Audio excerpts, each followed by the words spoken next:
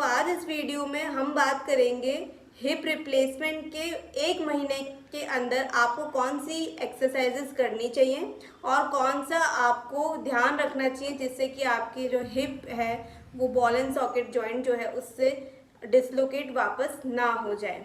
आप इस वीडियो के अंत तक बने रहिएगा क्योंकि इस वीडियो के अंत में मैं आपको वो सारे प्रिकॉशंस बताऊंगी जो आपको 1 मंथ के अंदर लेने हैं जिससे कि आपका हिप जॉइंट जो है वो स्टेबल हो जाए और आपको कोई दूसरी कॉम्प्लिकेशन ना हो।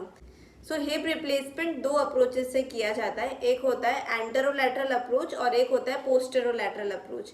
एंटेरोलैटरल अप्रोच में जो इंसिजन है वो आगे की तरफ दिया जाता है और पोस्टेरोलैटरल अप्रोच में इंसिजन पीछे की साइड पे दिया जाता है। दोनों के फिजियोथेरेपी प्रोटोकॉल्स ऑलमोस्ट सेम रहते हैं, बस थोड़ा सा उनमें जो अगर एंटेरोलैटरल अप्रोच किया है तो कुछ एक्सरसाइजेस जो है वो आप जल्दी कर पाएंगे कंपेयर टू द पोस्टेरोलैटरल अप्रोच। मैं दोनों साइड के जो क्या ध्यान रखना है एंटेरोलैटरल में और क्या ध्यान रखना है पोस्टेरोलैटरल में वो मैं बताऊंगी। बढ़ते हैं।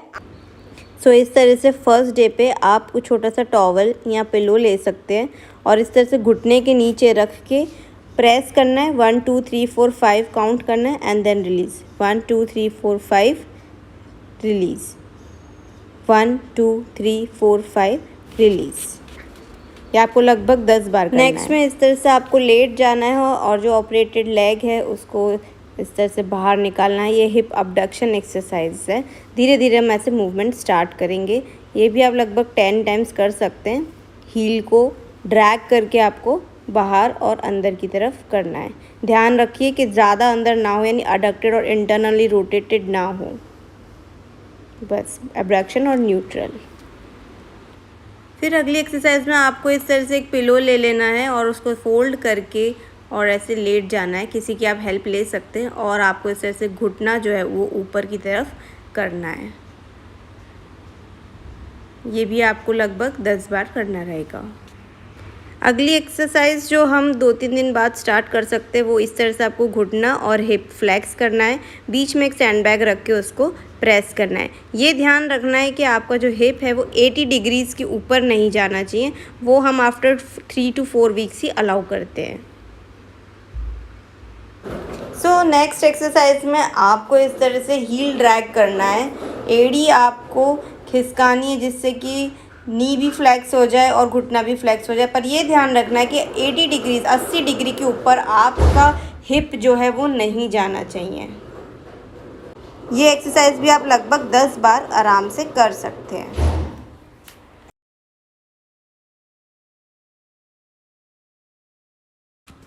नेक्स्ट में आपको इस तरह से हाई सिटिंग पोजीशन में बैठ जाना है और घुटने को बड़े ही आराम से सीधा करना है और बेंड करना है। ये ध्यान हमेशा रखिएगा कि आपका घुटना आपके हिप लेवल से या तो इक्वल होना चाहिए या नीचे रहना चाहिए।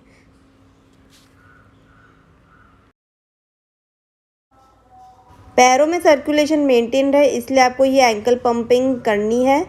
ये करीबन आपको पूरे दिन में 100 से 300 बार तक करनी है। अगली पोजीशन आपको इस तरह से ले लेनी है ताकि आपकी जो हैमस्ट्रिंग मसल्स है वो थोड़ा स्ट्रेच हो जाएं। और जो मैं इस तरह से आगे झुक रही हूँ ये आपको सिर्फ एंटीरियर, अगर आपका इंसिजन आगे की तरफ है तो ही आप झुकिएगा, वरना पीछे की तरफ इंसिजन है तो आपको इस तरह से झुकना नहीं है।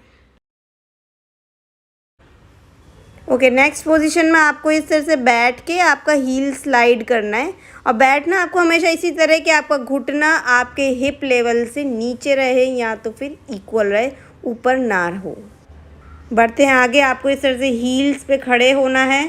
साथ में आप वॉकर, देखिए मेरे पास है नहीं तो मैंने एक इमेजिन किया मेरे हाथ में वॉकर है। आपको इस तरह से पकड़ के खड़ा होना है और नीचे रहना है।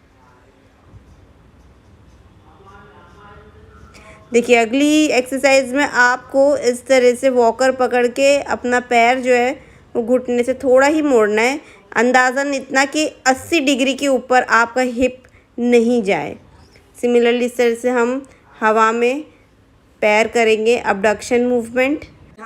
किन किन बातों का आपको ध्यान रखना है जब आपका हिप रिप्लेसमेंट होता है? सबसे पहली चीज़, आपका जो पैर है वो अंदर की तरफ यानी अडक्टेड और इंटरनली रोटेटेड ये पोजीशन में नहीं आना चाहिए। इसका ध्यान रखने के लिए आपको आपके दोनों पैरों के बीच में एक पिलो या कोई वेज जैसा रखना पड़ेगा, ताकि जब आप रात को सोए तो बाय एक्सीडेंटली भी या बाय अनकॉन्शियसली आपका जो पैर है वो अंदर की तरफ और मुड़ ना जाए।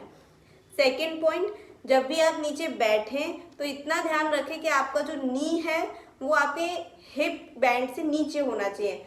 ये सपोज नी है और ये हिप है, तो आपको जब बैठना है तो आपका जो एंगल है वो इस तरह से होना चाहिए, ना कि नीज जो है वो हिप के ऊपर ना जाए। आपको इस तरह से नहीं बैठना है। इसका मतलब ये है कि आपको लो सिटिंग यानी बहुत नीचे नहीं बैठना है। क्रॉस लेग सिटिंग यानी आलती पालती मार के आपको नहीं बैठना है। भी सीढ़ी चढ़े तो सबसे पहले जब भी आप चढ़े तो गो विद गुड यानी जो आपका साउंड पैर है, जो नॉन ऑपरेटेड पैर है, उससे पहले रखें और फिर ऑपरेटेड पैर को रखें।